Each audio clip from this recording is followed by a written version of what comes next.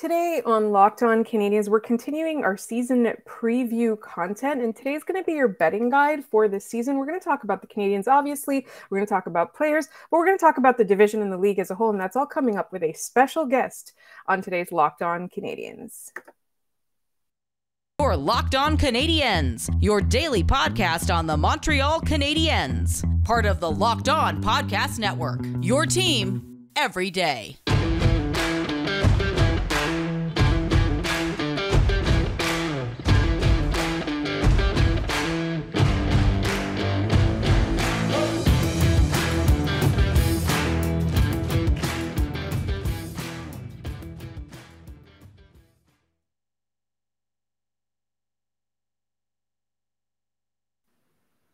Hi there, everyone, and welcome to episode 694. My name is Laura Saba, also known as the Active Stick, and you'll notice that I'm not joined by my wonderful co-host Scott Metla.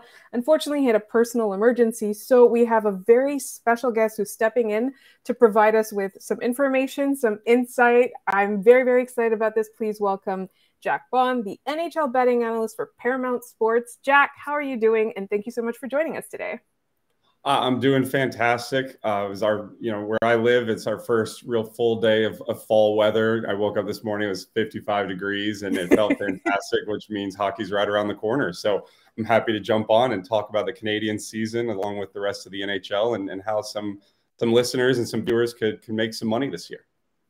And that's one of the things that I'm really excited about this episode for, is because I don't know anything about betting really. Like, I'm sort of a novice. I know everything I know is from our sponsor, Bet Online. And so I know that a lot of listeners would want to know and, have information and insight. I know we're going to focus a little bit on the Canadiens at first, and then we're going to go into the division and we're going to go into the league as a whole. But I think one thing that I do want to ask you real quick is, how did you get into this and how did you realize you're good at it?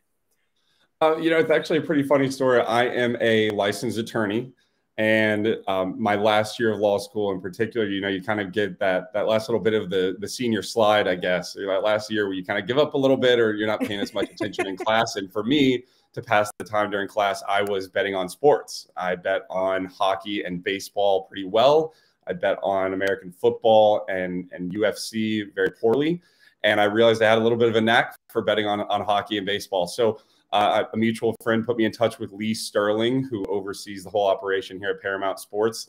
And luck would have it, he needed a handicapper for the NHL and for Major League Baseball. And it just worked out. I was still, prepping for the bar exam during COVID, passed the bar exam during COVID, and the job market just was still pretty dead. So this was an easy way to kind of get involved in the sports betting world. Never thought this would be where I would be spending my professional career, part of it, but here I am, and we're having a whole lot of fun with it. So this is year 3 now of doing it, and we're looking to keep up the last 2 years. That's really, really interesting, because that's around the amount of time that Scott and I have been doing this podcast. Like, we're going into year 4. And one of the things that, I'm sure we're going to get into is how inconsistent the Canadiens have been over the course of the past couple of years, right? And we know, I think all the listeners know, we're being realistic. The Canadiens season as a whole isn't going to be, a world-beating season. It might not be as bad as it was last year. We're not really sure. That's why we have you on. So why don't you share your thoughts about the team as a whole in general? Yeah, so I'll give you a quick rundown of where Vegas sees Montreal finishing in terms of Stanley Cup odds, conference division, and even their season point total.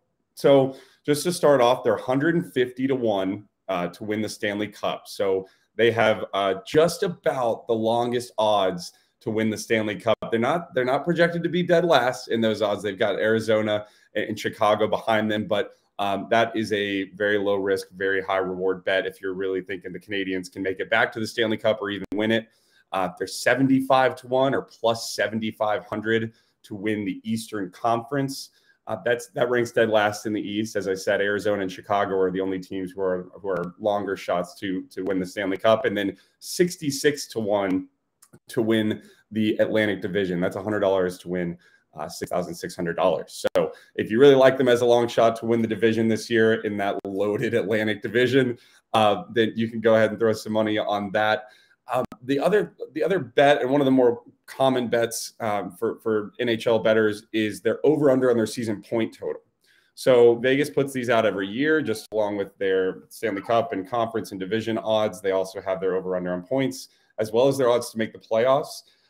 Montreal's season point total is projected at over or under 71.5 regular season points this year. Now, that's a 16-point improvement from last season when they finished with 55 points. You're looking at about 31, 32 wins. If you're just going based on last season's standings, that's about where a team with 71 or 72 points would finish last year. And, that makes sense, right? We get into kind of more of the analysis itself in a minute, but it does make sense, right? They were on a 71-point pace when after Martin St. Louis took over for the last couple of months of the season. So Vegas is expecting the Canadiens to kind of continue more of the same that they did with St. Louis last year. And I tend to agree with that. One more common bet that people make, and one that BetOnline has provided odds for, is their odds to make the playoffs. They're also 14-1 to make the playoffs, or plus 1,400 to make the playoffs, and they're minus 3,300 to miss the playoffs. So you've got to wager or bet quite a bit of money just to win a little bit if you think they're going to miss the playoffs this year. And just in terms of my outlook on the team, there are a lot more storylines coming into the season for this team than I expected, even from an outsider's point of view. I know Montreal gets so much media attention along with Toronto up in Canada, but even in the States, to an extent, we kind of overlooked how much is going on here. And we can get into it more in a minute, but you have St. Louis and you have Ken Hughes taking over their first full season, manning the team in the front office. You have Nick Suzuki taking over as captain, a pretty young captain as well at that. You have the question marks around Sean Monahan and Carey Price, whether or not they're going to play at all this year. I know people have heard mixed rumors about both of them. Even Monahan potentially being available for game one of the season. So maybe you have more insight on that for me. You also have Kirby Dach coming in from Chicago, highly touted prospect. Obviously, Chicago is in full fire sale. I don't even know if I want to call it a rebuild yet, because it seems like they're just selling everything off for the near and long-term future. I'm curious to know if he's going to be stuck at the third line center position for Montreal this year. And then, of course, the first overall pick. You're going to have to help me with his name, but if I understand it's Slavkovsky. Is that right? Slavkovsky, yeah. Slavkovsky. So I'm getting there with that one. I'm sure a lot of hockey fans are too over here in North America. I'm curious to know where he ends up this year. That's another one I want to get into in a minute. Not necessarily where he starts. I'm sure he's going to have to work his way up the lineup. He'll probably start on the fourth line, but I think it's going to be very telling where he ends up at the end of the year. If he's getting some top 6 minutes in that forward group, I'm very interested in that one. So that's kind of your overview. We can get into the details and all this, but just in terms of the betting odds and things that I'm looking at as far as the Canadiens go this year, there's a couple of them for you right there. And we are going to get into the specifics in just one moment. But first, speaking of betting, our sponsor is betonline.net. And as you know, it is your #1 source for football betting info this season, as well as NHL betting, which is what we're here to do today. Find all the latest player developments, team matchups, news, podcasts, and in-depth articles and analysis on every game you can find. And as always, BetOnline remains your continued source for all your sports wagering information, with live betting and up-to-the-minute scores for every sport out there. The fastest and easiest way to check in on all your favorite games and events, including MLB, MMA, boxing, and golf, is at betonline.net. So head over there or use your mobile device to learn more. BetOnline is where the game starts. And for us today, the game starts right here, and we're talking to Jack Bond, the NHL analyst for Analyst for Paramount Sports. And I wanted to ask a little bit, we said we were going to get into some specifics as well, because I want to talk about some players, right? One of the bright spots in all of these seasons where we're having, we're watching night in and night out losses. There was a lot of improvement under Martin St. Louis, but you're still looking at a lot of losses on the team. You're kind of now starting to look towards the future of this team and look at specific players. And, one of the things that fans are doing are sort of taking comfort in the fact that some of their young offensive talent is starting to take shape. And I know that right now, the biggest question mark in Montreal, I would say, personally for me, isn't even how many wins. It's not where they end up. It's what does the defense of this team look like? And I'm not seeing a whole lot there right now. And I know I think the hope is that things at the end of the year look very different to things right now. I'm sure every Montreal fan agrees with you. And as somebody who's down here in the States and who knew the Montreal Canadiens growing up before I even knew much about hockey or even the Nashville Predators, which in Nashville, where I'm from and where I live, the Canadiens were always kind of a mainstay, at least just as a well-known team. They were iconic, and whether they were struggling or not, they were still a well-known team. The defense scares me this year. To be quite honest, I was down on this team last year. I thought the Cup appearance was a little bit fluky, but I look at this team as it's constructed right now this year. I do think, just getting into what I would bet personally on the Canadiens this year, I think they could hit the over 71.5 regular season points, but I have to ask the same thing you did. Are they really going to go with this defensive group all season? I mean, Shea Weber is already gone, but then you lose Alexander Romanov and you lose Jeff Petrie, and you probably replace them with Mike Matheson and Madison Bowie. I mean, that's not ideal, right? It's not. And if I'm just looking at how I'm betting Montreal Canadiens individual games this year, at least early on, I'm looking at taking the overs in a lot of their games and even taking the Canadiens team total overs. In the NHL, you typically see those at over under 2.5 goals, over under 3.5 goals. Pretty early on, I think this defense and the goaltending is going to be shaky again, unless Jake Allen puts together, some of those other worldly performances we've seen him do before.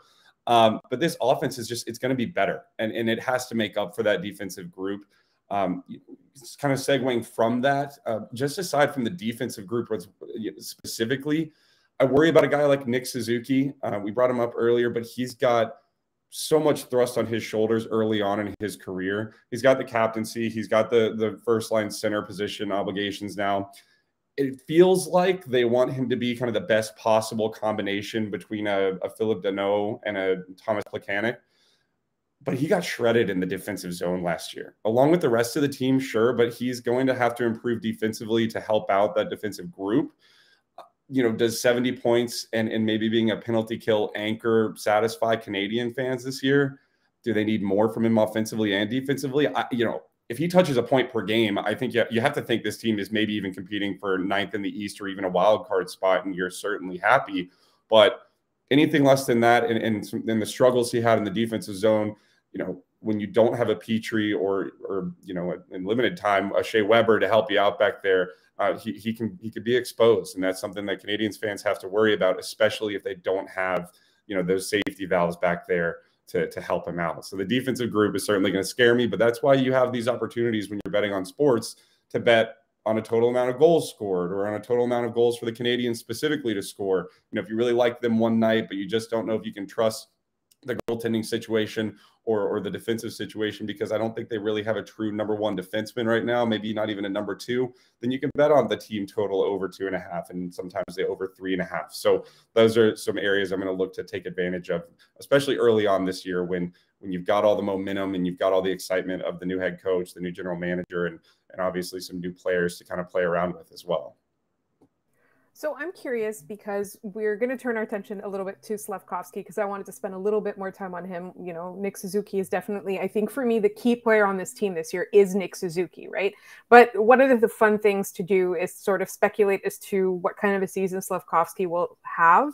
Right now, they haven't specifically either assigned him to the AHL or said that he's going to start in the NHL. I think they're going to give him a really good look in the preseason. One thing that we talked about a lot on our podcast is that he's still quite a raw player, right? And there are players that have been drafted last year or in his draft class that might even have a better shot at a good rookie season. So I'm curious as to your thoughts on that and if there's anything that people can do if they really want to kind of explore the Slavkovsky angle when they're betting. Yeah, and luckily for Canadiens fans, if you're looking at the long-term future, even if he does get assigned to the AHL early on, you're not expecting to compete this year. So you're not in any rush to call him up. You're not forcing yourself to be patient with him either.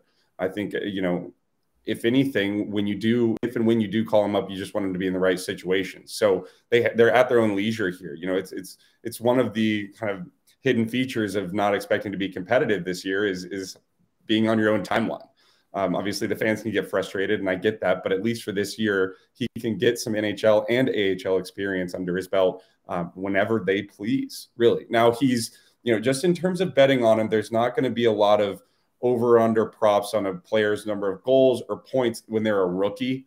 but he is 16-1 to win the Calder Trophy for the Rookie of the Year. So that's plus 1,600 if you bet $100 and he wins the Calder Trophy. You're winning $1,600 right there. So it's a pretty good long shot preseason. Now you look at the guys around him. Jake Sanderson is at 18-1, and Jack Quinn is actually has the same odds at 16-1. I would expect a Sanderson would probably get more NHL ice time this year, but whether he gets as much national exposure and attention remains to be seen. You know, he is going to be behind Thomas Chabot, and Slavkovsky is obviously going to be in Montreal, where there's always going to be a media presence. Again, it's just a matter of whether or not you anticipate him getting enough ice time this year to even compete for that trophy. You know, I was talking to somebody the other day, and I really liked Marco Rossi at 14-1 to win the Calder Trophy, because he's going to be on a competitive team. But it also seems like the closer and closer we get to the regular season, the more it sounds like he has locked in a roster spot, at least for the first month or two of the season. You don't necessarily hear that about Slavkovsky. So that's, you know, it's a bet I would stay away from personally, but he's a guy that can help that team down the road. And when you have young players on this team, especially a first overall pick in a city like Montreal, he's going to come out there and he's going to be busting his butt in March and April, when they're probably going to be eliminated from the playoffs. And that's why, you know, that makes that over 71.5 points in the regular season interesting. This Canadiens team has a ton of players with a ton of reasons to be motivated, including Slavkovsky, to play out this entire season and not kind of mail it in come February or March when the team is probably eliminated and you're 20, 30 points behind the Tampa Bay Lightning or Toronto Maple Leafs in a minute. But it's a gauntlet of a division. So, you know, the individual player awards, you kind of hope that if you're going to take a long shot bet on a player like Slavkovsky or a guy to win the Rocket Richard, for example, you're hoping and expecting his team, you know, not only him to be healthy, but also his team to be competitive. And so that's pretty much the primary reason why I would stay away from that bet this year. But then you look at other guys. There's a couple other guys, at least Cole Caufield specifically, who does have player props or futures on his total numbers of goals and points as well. Cole Caufield's actually 66-1 to win the Rocket Richard this year for the most goals in the NHL. And the books have set his over-under on total goals at 31.5.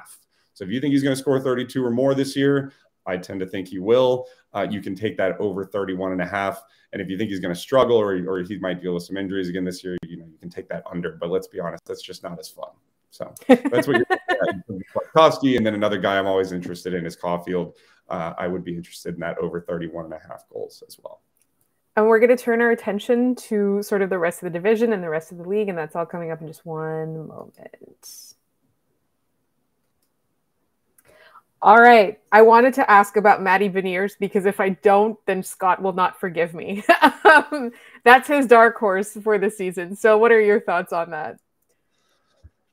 It's an interesting pick to be a dark horse. I'm not too high on the Kraken this year. I wasn't too high on them last year.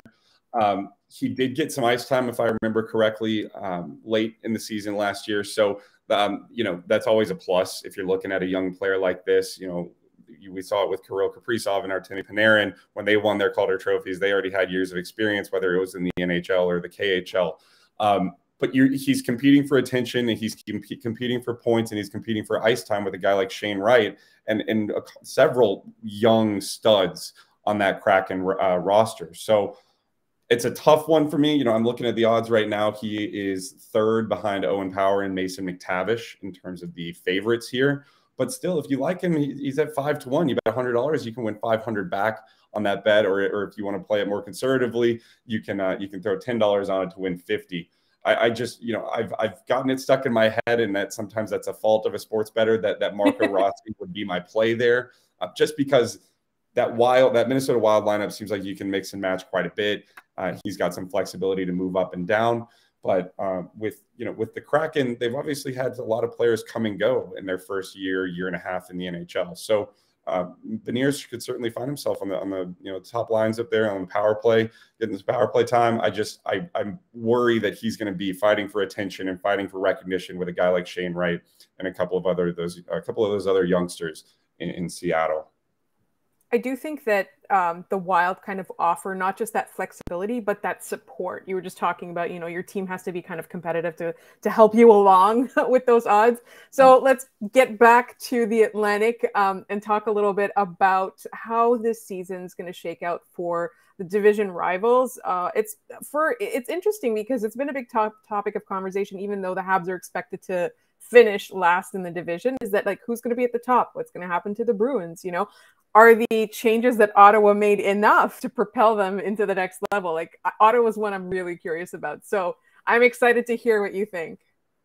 Well, just looking at the rest of the division, the Florida Panthers are plus 200 favorites, slight favorites at that, to win the division. I was a bit surprised by that. I think a lot of the bettors, professional bettors, and a lot of people who follow the NHL closely kind of expected them to fall back a little bit this year. It's, for their fans' sake, hopefully I'm wrong, but it seemed like they kind of caught lightning in a bottle and they kind of hit a dose of reality in the postseason. Maybe that's just me and a couple of other people, but that's how I see it. Toronto is plus 210, so $100 to win $210 there to win the division. They're right behind Florida. And then Tampa Bay it's really those three. Tampa Bay is plus 275 to win the division. Boston's right behind them at plus 850. I'm a little bit pessimistic about the Bruins as well this year. It's just kind of like the Penguins. For how many years can you just keep running it back, right? You bring Krejci back, you bring Bergeron back. Yes, you've got the new head coaching situation, and it seems like that's going to be a positive for the team at least. But I worry about their forward depth. I worry about their defensive depth as well. And while it might not matter for winning the division, I worry about them in the postseason with their goaltending situation. The Tuukka Rask situation was certainly awkward last year, wasn't it? He came back and they already had a crowded crease when he came back. So that's just something that kind of was a bit of a red flag for me. And then for probably the first time in what feels like forever, the Buffalo Sabres are right behind them at plus 2,500. Ahead of Detroit, Ottawa, and Montreal. And I actually got into a bit of a debate with somebody on Twitter the other day. Who am I more confident in coming into this season between Buffalo and Detroit? I'd have to say Buffalo. I really would. And I think personally the reason I say that is because to me, they were probably the most improved team in the NHL in the second half last year. They kind of had a turnaround, much like Montreal did with Martin St. Louis, as soon as they got the new head coach situation figured out, and they finally settled in and they got rid of the Eichel drama, and they just settled in and played their game. That was a fast-paced offense. It was fun to watch, probably for the first time in years for Sabres fans. So anyways, they are plus 2,500 along with Detroit to win the Atlantic Division, and then Ottawa is actually plus 2,500 as well. So those three teams are just right there. According to Vegas, they're right there pretty even with each other in terms of their odds to win the division. Ottawa's a fun team to watch. I feel like that's going to be a team where, again, if I'm betting on a team this year or betting on their individual games, I'm going to be betting a lot of overs. I'm not the biggest fan of Cam Talbot at this point in his career. I don't think he's going to save that defense anytime soon. But they got an Alex DeBrincat. They got a Claude Giroux, who, in my opinion, looked pretty darn good in Florida after the trade deadline, although they were kind of stymied in the postseason. I think Ottawa is going to be a fun team to watch this year. I don't necessarily think they're going to compete for the postseason. I think if any of those three teams between Buffalo, Detroit, and Ottawa is going to surprise anybody in the Atlantic, I think it would be Buffalo. Hopefully they can figure out that goaltending situation, but Eric Comrie coming in the offseason is at least a guy who's going to push for some starts, and in my opinion could be kind of a dark horse candidate to lead them in the second half goaltending wise. But like I mentioned earlier, you've got the Canadiens at 66-1 to win the division. They're certainly not going to win it, but I did want to note it was a respectable year last year for the Canadiens against the Atlantic. 9-13-3 against the division. It's not great, but only a -5 goal differential. If you can get that closer to a 500 winning percentage against your own division, you're hitting the over on that 71.5 regular season points. Obviously, everybody pretty much improved in the offseason, just in free agency alone. The Canadiens they're probably expected to finish last going into unrestricted free agency back in July, but now you look around the division and everyone has improved pretty much. Detroit went out and got Billy Husso and David Perron, among others.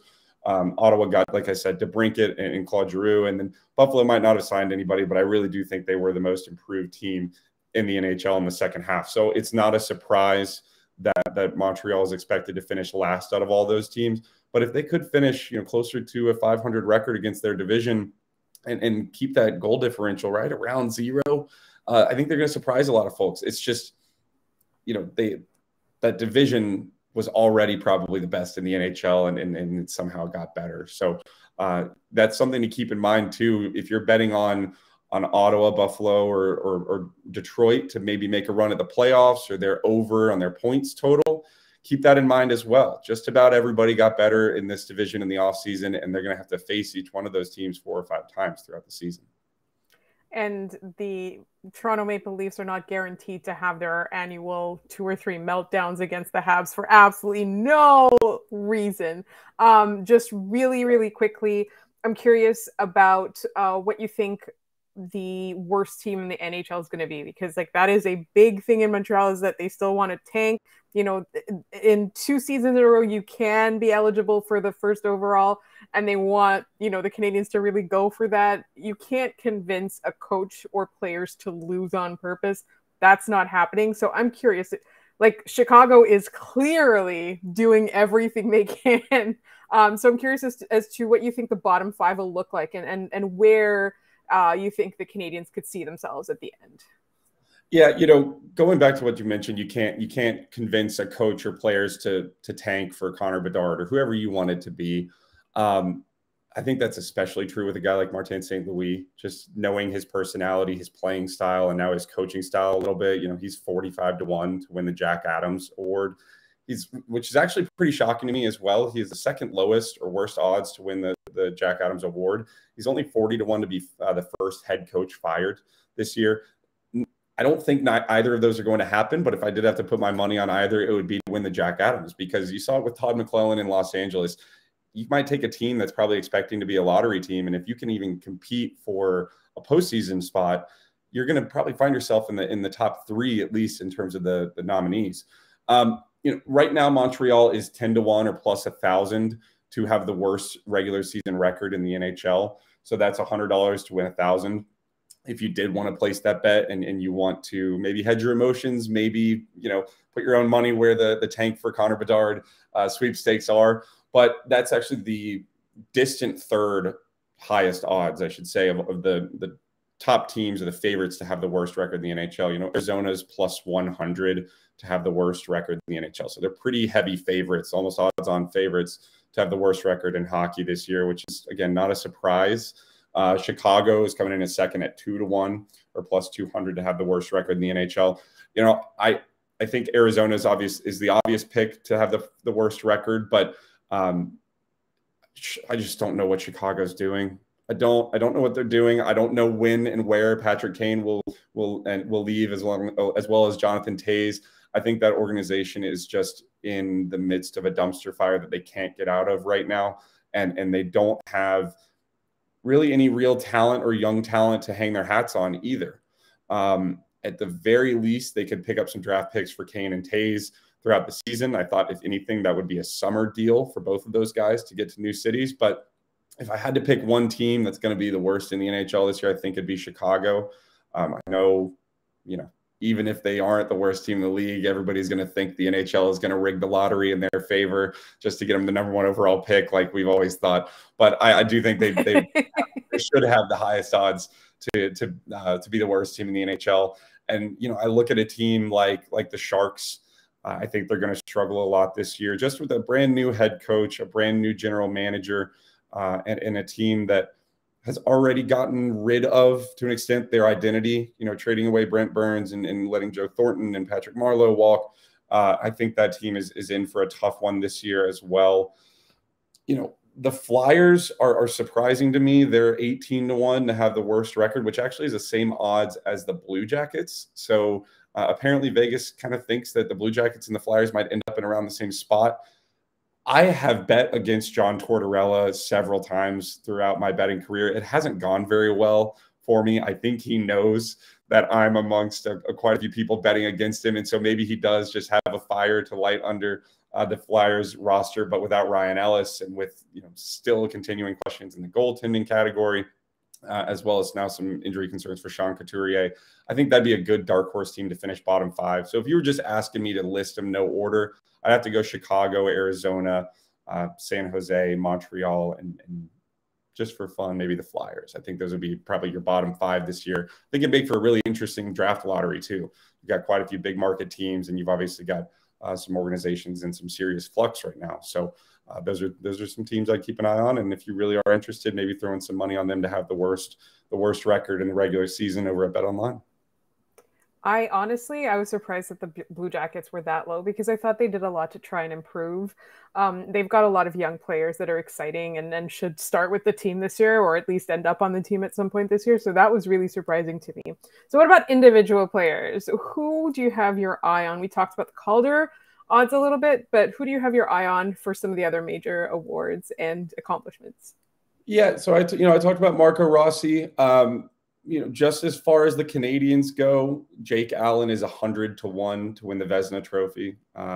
Again, I'd be shocked, but I have been burned by Jake Allen many times in my fan career and in my betting career. He seems to always have 4 or 5 games a season where he puts up 45 saves out of nowhere and keeps an elite offense to 1 or 2 goals. So if that's something you're really interested in, if you just have to bet with your heart over your wallet a couple of times this year, I understand. Maybe that's an interesting bet to you. We love him. I know. He seems to be a fan favorite, and it seems like there's just a piece missing from the Canadiens organization without Carey Price there. So if he can fill that even to the slightest extent, I'm sure you guys will be happy. Looking around the league, like I mentioned as well with Cole Caufield, I am interested in that over 31.5 goals this year.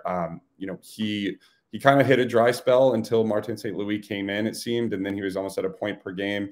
If you just remember too, back to last year, he ranked second on the team. Caufield did in shots per 60 minutes. He ranked third in shooting percentage. He ranked second in power play time. And if this power play regresses positively at all, and if he plays like he did under Martin St. Louis, and he had 22 goals in 37 games under St. Louis, that's a 48 goal pace. So if you just want to kind of extrapolate that to a full 82 game season, it's a 48 goal pace. He's almost up there with the Rocket Richard contention as well. It's going to be no problem to hit that. So if you're a Canadiens fan or a betting fan and you like those player props, look at Caufield as well. One name I thought was very interesting to see so high on the Hart Trophy odds was Cale Makar. I don't know if I've ever seen a defenseman as high as 14-1. Just looking at the rest of the guys right now, he is the 6th highest odds of any player in the NHL to win the Hart Trophy. I don't know if I've ever seen a defenseman with that high of odds.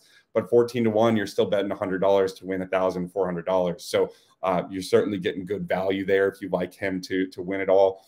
I personally wouldn't recommend it just with the amount of superstars and other stars on that team. Nathan McKinnon could go off for 100 points and nobody would bat an eye. So it's tough to kind of garner all the attention there. A guy like Alexander Barkov interests me and I think it's a big if the Florida Panthers do kind of regroup and put it all together again and win the division. He doesn't have Jonathan Huberdeau there to kind of take attention away from him. I do think he's individually talented enough to continue to put up the points in the play that he has put up before. I'd be curious at him to win the Hart Trophy. If anybody wanted to argue against me, I'd be really interested in that.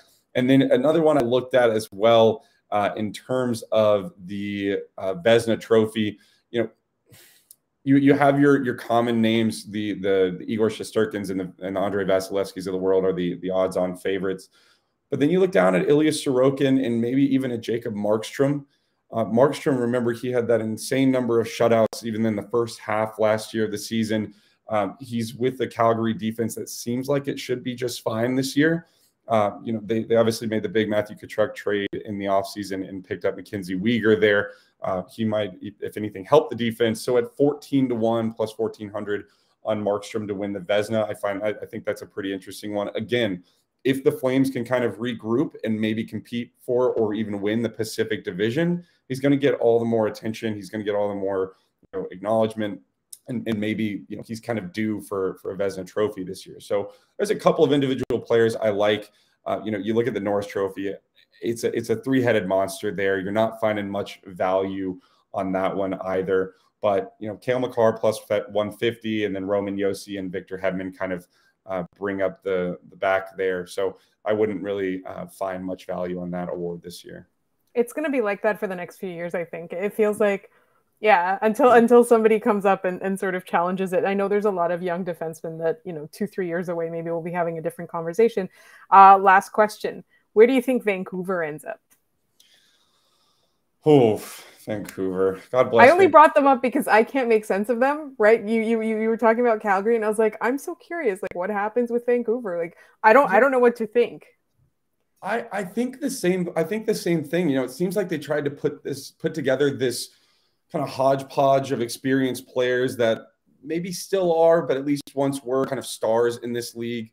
You know, you have Oliver Ekman-Larsson. You've got JT Miller just re-signed there, but then, you know, what else is there? You know, Elias Pettersson and Brock Besser obviously are there, but Horvat has had a couple of down years. Thatcher Demko is one of my favorite goaltenders to watch in the entire NHL. If he can get some help, that would be great. I don't see them finishing above fourth in this division. I think Edmonton wins it. I think Calgary sticks around. I think Los Angeles, I think it's the same top three, maybe not in the same order in that division. And then it's Vancouver and Vegas kind of fighting for 4 and 5. Obviously, San Jose, Anaheim, and Seattle are still probably the cellar dwellers of that division. I don't personally see the improvement that a lot of people have kind of predicted or forecasted for this year. I certainly think they're a fun team to watch when they're on, but I don't know if it's there defensively. I don't. Things tend to fall apart, right? Yeah, they do. They really do. It's when they give up one, they give up 4, and when they lose one, they lose 6. I don't know what it is. Maybe a longer term deal for a veteran like JT Miller can kind of help right that ship. But it's just, there seemed to be a little bit of kind of inner turmoil there last year as well. I know there were some rumors about Bo Horvat and JT Miller not getting along. Who knows how true they were? It might not even matter. It probably doesn't. But where there's smoke, maybe there's fire. I don't have faith in them. You know, I know there were a lot of underlying numbers that supported their regression to the mean this year, and that should show that they're an improved team. But do I see more than 94, maybe 95 points this season? Probably not. That's a tough division. That's 5 teams vying for 3 spots and maybe a wild card spot. I just don't know. I do think the downfall of the Golden Knights has been a bit overstated.